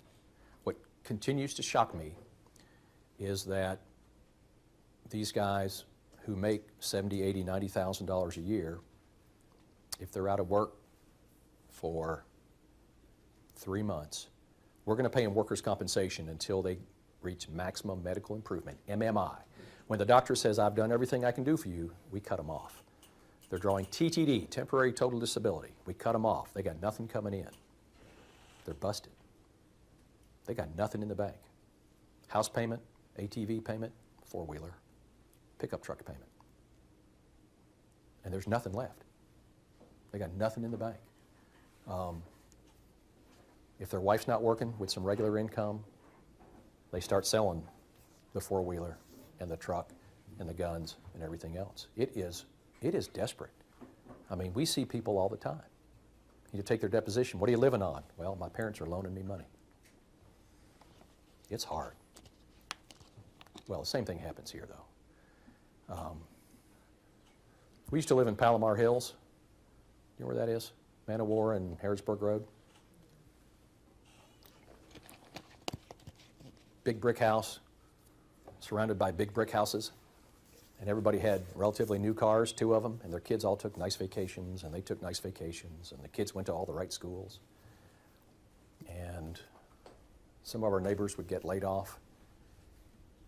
90 days, 6 months, they're gone. Nothing. My wife is a divorce lawyer, family law specialist. She sees this all the time. This has hardly anything to do with our lecture here today. Big brick house, 2 cars, nice vacations, kids in the right schools. There's a second mortgage on the house. The cars are leased, and they've all got $30,000 in credit card debt. And when money goes bad, they come to see her and say, you got to get me out of this. It's unbelievable how often those financial problems steer them to divorce. And it happens so quickly. And I'm always surprised. But maybe that's the mentality. I don't know how long, if I'm working in the mine, how much longer can I do this? I've got disability insurance on my mortgage, my four-wheeler, my truck. If I get crushed in a rock fall, if I die, my widow gets X number of dollars. It's all set out by statute. But if I get hurt to where I can't go back to the mines, you know, these guys have nothing in the bank. But they're not alone. They're not unique in that regard. If people relocate, they do it when they're younger. Here's the story might be, or the pattern might be, work at the pick-pack, you know, or Walmart for a year or 2, go up north to get a manufacturing job somewhere. You know, something happens, get laid off, come back, then work 20 years in mineral extraction. People aren't going to relocate again. I mean, psychologically, people are not going to relocate after that kind of pattern, which I can understand that too. That makes sense. That doesn't mean that they can't. I mean, there's a difference between what someone will do and what they can do, whether they choose to do it or not. And that's one of the questions that I think an administrative law judge would face. You know, what is it they can do, and what is it that they will do or want to do? Those are very different questions. We have a remedy. I'll get right back to you. We have a remedy under workers' compensation for people who refuse vocational rehabilitation. I can go to the judge and say, he has refused all efforts at vocational rehabilitation. I want his award reduced, and it's 50%. I mean, that's it. If you refuse vocational rehabilitation and don't have some grounds for that, your award gets cut in half. How many times have I successfully pursued that remedy? Nada. I don't have the academic skills. I can't sit long enough. I can't read very well. I can't write very well. And whatever the program I want isn't available, whatever reason. For all the reasons we've talked about today. I have never convinced a judge to reduce anybody's award because someone wouldn't go back to school. And the no-lose proposition is, I am not physically able. I cannot sit in class. I cannot do that anymore. That's the fallback. That kind of answers the question, because I was wondering if there was a way for a workers' compensation judge or something to force somebody to either relocate or... Nope. Okay. Nope. I've never had the circumstances where I could show there is no reason he cannot be vocationally retrained. There's always, they find some reason. You started off with about all the fraud that was perpetrated. Does anyone ever have to pay a price for this? Do the people that do this, are or is it just more or less of a free ride and they can take it as far as they want, and if they get caught, the case is dismissed, or do they have to go to jail or anything? We have remedies available within the workers' compensation system under KRS 342.310. I've had very few cases, and I've told you about them today, where I could show it was fraud. I mean, absolutely. This is what he told the doctor. This is what he claims happened. We now know it did not happen at work. It happened at home or whatever. And we'll ask for penalties, including whatever my client has paid me to defend the claim. So attorney's fees, basically. The administrative law judge, can refer someone to the Attorney General's office for a criminal prosecution. I don't know if that's ever happened. I've never been awarded attorney's fees. I've had judges dismiss claims, but finding that, no, it wasn't really fraudulent. They're very reluctant to do that. I can't tell you why. So But- it's a low risk venture on the part of the person. Relatively. Now, Not like robbing a 7-Eleven or anything. No, not as obvious as that. And 99% of the time, the plaintiff's attorneys don't know until the bitter end that they've been lied to. They have not seen the medical report that I've seen. When the claimant comes in to the Eric C. Kahn Law Complex in Stanville, Kentucky, and tells John Earl Hunt, this is how I got hurt, John Earl Hunt believes him. You got to. And you develop your case from there. At some point, something turns up later on. I've got a witness, I've got a medical report that he didn't know about. And right until the bitter end, he believes his client. And then you'll see a motion to withdraw. His attorney has withdrawn, saying, I don't represent him anymore. The case I have right now, where he was in the doctor's office complaining about using the weed eater, and now he says on that very day he got hurt at work, unwitnessed injury, of course. He was initially represented by a very good, very experienced lawyer in Pikeville. He's now with a different lawyer. That told me that was pretty much all I needed to know. One of the few things I learned in law school was, one, if you do criminal work, get paid up front. And two, if you do any kind of personal injury work, which I don't, always ask them how many lawyers they've been to. How many lawyers have already screened this case out and don't want it? When lawyer X in Pikeville initially represented the guy and then withdrew, and he went down the road and got somebody else, that told me a lot. I've been doing this long enough to know, okay, where's the smoking gun? And then I found it. It's a report from the doctor saying he was using the weed eater. Last Thursday, he comes in today, he says his back's killing him, and we kind of knew about this chronic history of low back pain, but now it's all documented in there. But relatively speaking, if there are successful fraud prosecutions going on, I don't know. Speaking of I don't know, when an ALJ orders vocational rehabilitation, it goes to the voc rehab coordinator at the Department of Workers' Claims, whose name escapes me. She sends out an order saying you are now scheduled for this evaluation at the Carl D. Perkins Center. Show up and do this. I asked them a long time ago, of all those claims that have been referred for vocational rehabilitation, one, how many people actually participate in voc rehab, and two, how many complete it? They don't know. They do not keep those statistics. That fascinates me. Why not keep track of that somewhere? Now see, in my world, everybody just says, no, I can't do it for all these myriad reasons. I can't do voc rehab. Spoken or unspoken, there are reasons they don't want to do it. But nobody in Frankfurt can tell you how often they're successful at voc rehab. And I think that's a shame. I think if somebody has time to sit in Frankfurt and shuffle paper and send letters out going, show up at the Carl D. Perkins Center to get evaluated, they ought to try to keep track of that. We have talked about the Carhart case, about the displaced worker.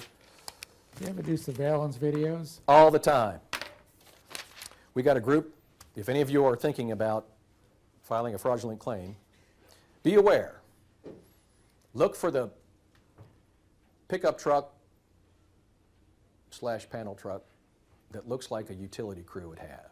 Look for the guy in the hard hat and the safety vest.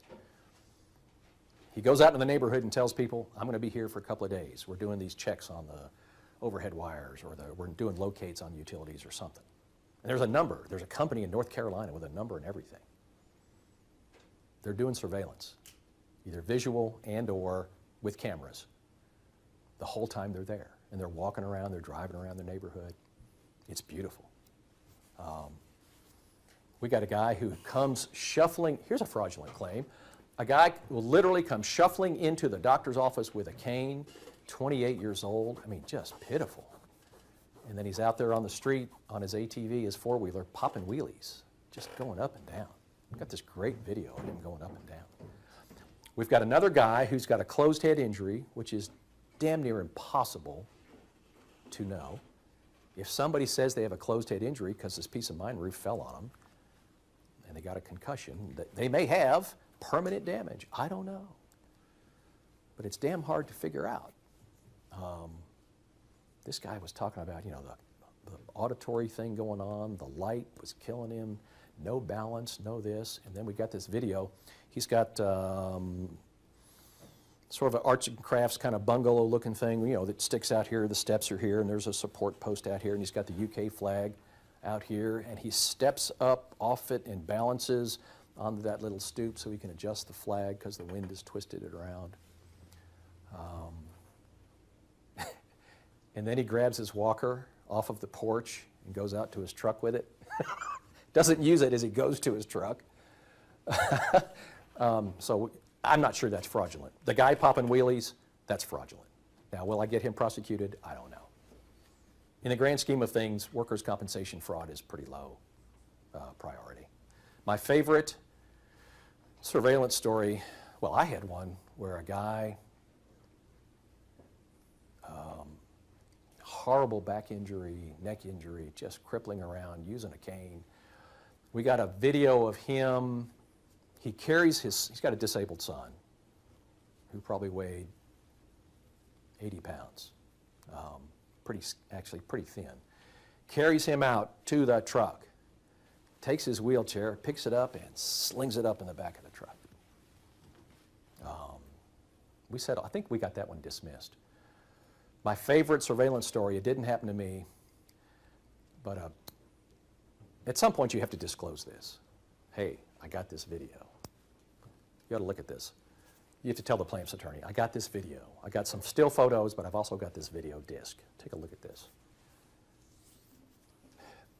It looked fairly innocuous. It was sort of a day in the life. He comes out in the morning, he gets in his car, he goes to McDonald's, he goes to Walmart. He ran a couple of errands, he went to a couple of houses, he went back home. Looked pretty innocuous to us. So again, it wasn't mine, it was a buddy of mine. He gives it to the plaintiff's attorney, who takes his client into a little room and says, you need to see this and tell me if there's any problem with this. It doesn't look like much to me. It doesn't show you doing anything you shouldn't be doing. And the claimant says, whatever they're offering, we'll take it. Plaintiff's attorney says, no. Your claim is worth much more than that. They're offering almost nothing. My fee is going to be squat.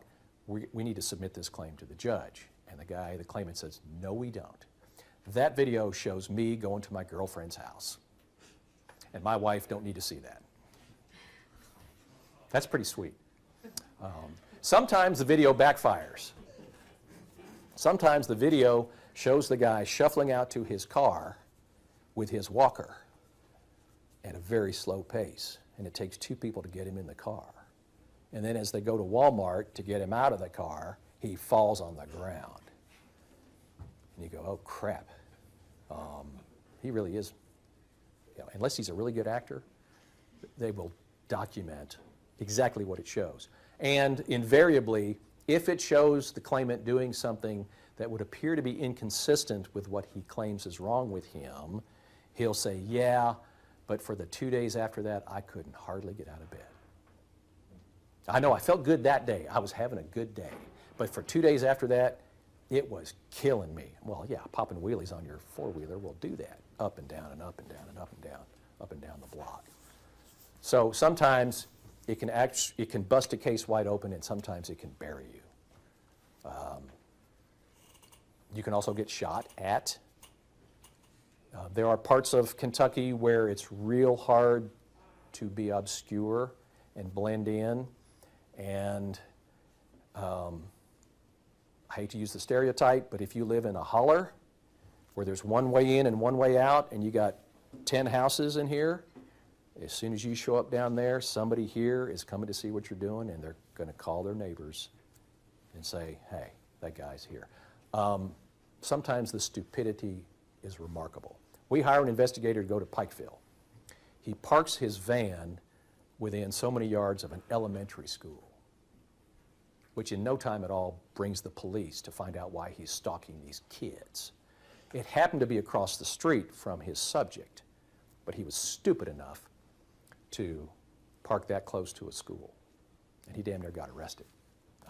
Fortunately, he had all the equipment set up showing them, you know, I'm filming. Well, what are you filming? Not the kids, I'm filming this guy over here. Really stupid. It may have been the same idiot. It may have been the same trip.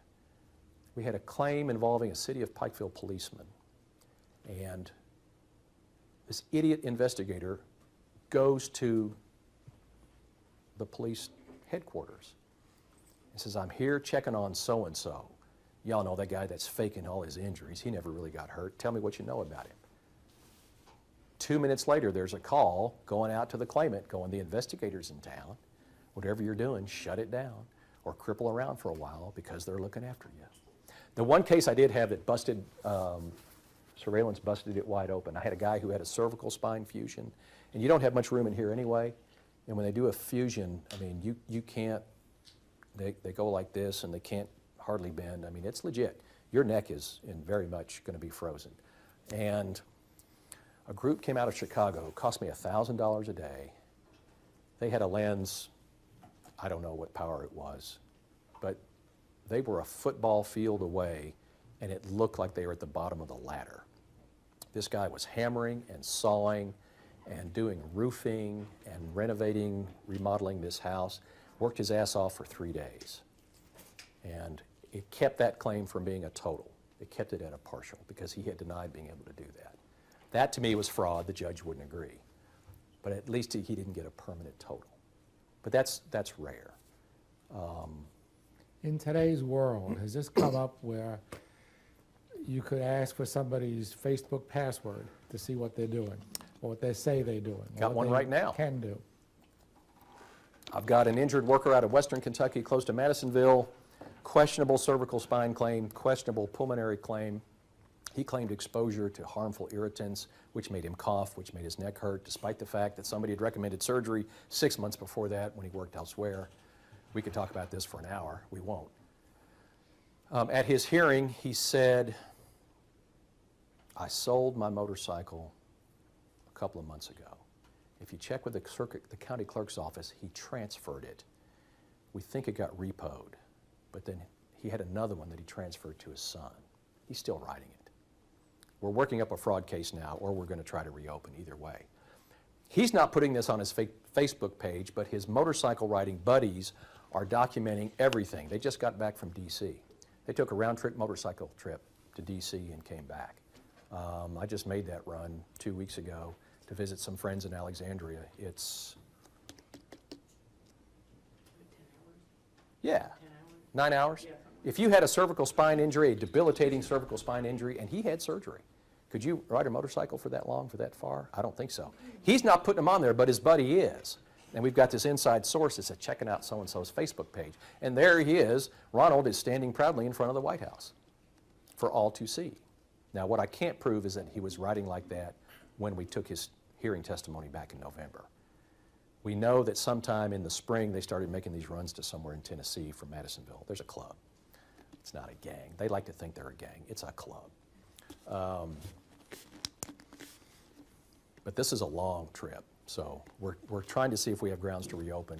It's either a mistake or it's fraud or something. I can't, he's smart enough. When necessary, he would say, I don't recall. He knew a lot of stuff in remarkable detail about the stuff he'd been exposed to and the medical treatment he'd received and the people at that plant who had done him wrong. When did you last ride your motorcycle? I don't recall. And I sold my motorcycle a couple of months ago. Well, I think the bank repoed his motorcycle a couple of months ago, and I think he transferred his motorcycle to his son's name and kept riding it. We're looking for, we get all this information, but it ain't like TV. They won't come forward. They'll call and say, I've got this information on this guy. We think it's a fraudulent claim. Are you going to sign an affidavit? Will you give a deposition? Oh, hell no. No, no, no, no. I'm staying out of that. So sometimes it's frustrating. But we know he's in good enough shape to ride to D.C. and back. We don't know how many days it took him. But, you know, come on. With a bad neck? I don't think so. I don't care how big the Harley is.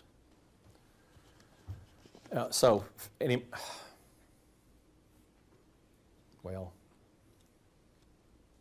Topics, T-O-P-I-X, you ever check that out? It's one of these forums where anybody can get on and say anything. And if you narrow it down to the city and narrow it down to the name or the nickname, you'll be amazed at all this discussion. This same guy, this claim out of, it's for J. Locke, which is a sister company to Gen Mar. This is a place that makes the roof that the glue that you use to hold up a roof bolt in the coal mines. And there probably are a lot of bad chemicals in there. But anyway, that's where he claimed he got exposed to these terrible chemicals and had this coughing fit which caused his neck to go bad, et cetera, et cetera. If you look up his nickname in that Topics forum in Madisonville, and the discussion was amazing. All kinds of crap. You just got to know where. This is how we learned. We learned on Topics that a neurosurgeon had left Ashland because of a DUI. I don't think we could have found that out any other way. But it was all over there. Well, yeah, you know, so-and-so, he's gone. He got that second DUI, and he's gone. So Topics Topics is not controlled as far as I know. Anybody can go on and say anything about anybody. And some of it's very specific. Like, I'm going to kick his ass the next time he comes in here. You know, people get brave when they're on the internet. And they all have names they use. So you can't identify who made the comment on Topics. You can identify who they're talking about, but you don't know who made the comment. That's kind of scary. One, it's scary because anybody can say anything about you. They can trash you or whatever they want. But you got to be careful. And if you're going to be on, you know, if your buddy's going to take pictures of you on a long, long motorcycle ride, don't put it on Facebook. And again, we wouldn't have known but for our mole was telling us, check out Facebook. There are pictures of Ron on there. This injured claimant went to work for someone in Hopkinsville after leaving us at JLOC. He then went off on short-term disability, which is not workers' compensation. It's for when you don't, if you're not entitled to workers' compensation, most employers have a short-term disability program. It runs for 26 weeks. And then you get reconsidered and you might get on long-term disability. This is for something other than work-related health problems. Could be anything. He told them, my neck is getting worse. I may have to have another surgery. I need to go off on short-term disability.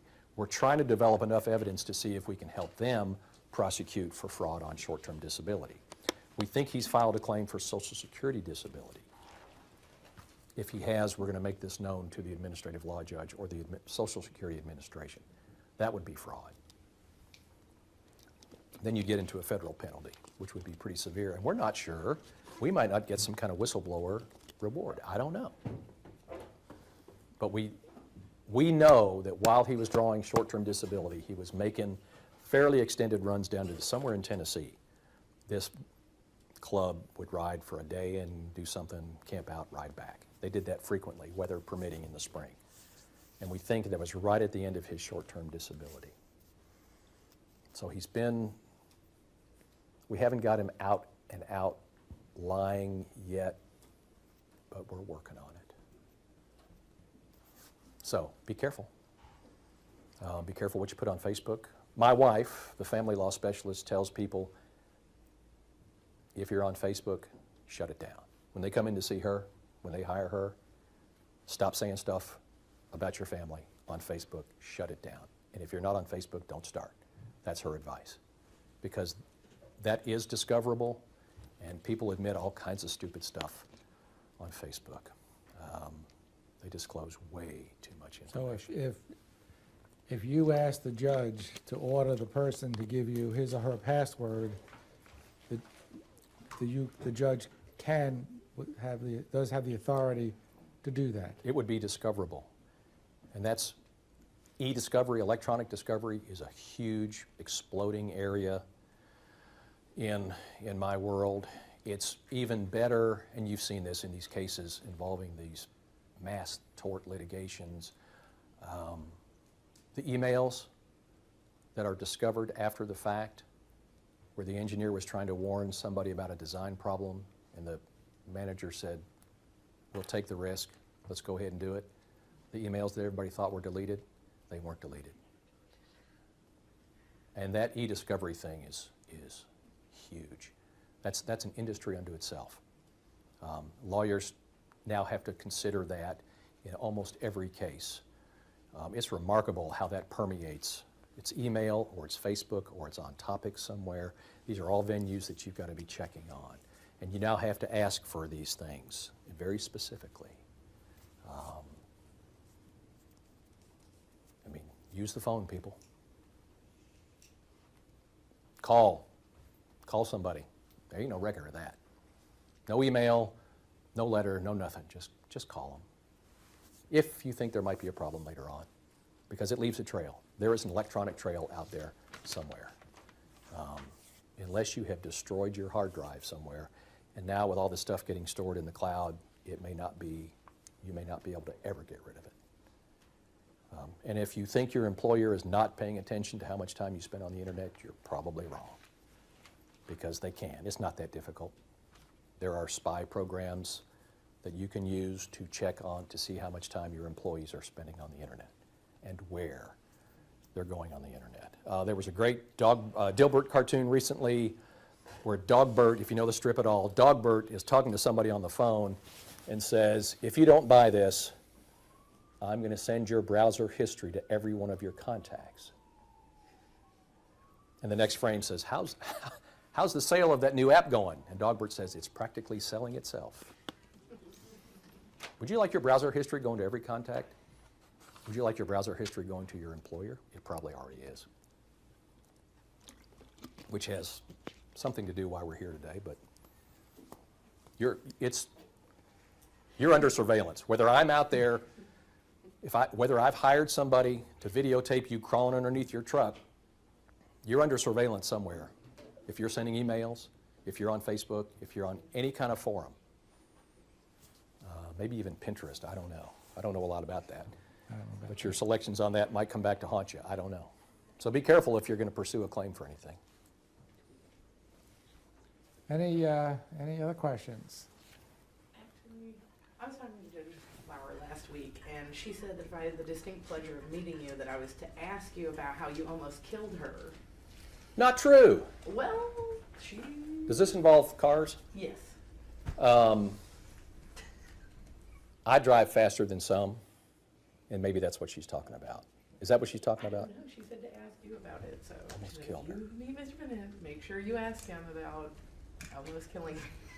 All I can think of is maybe I passed her on the highway or something.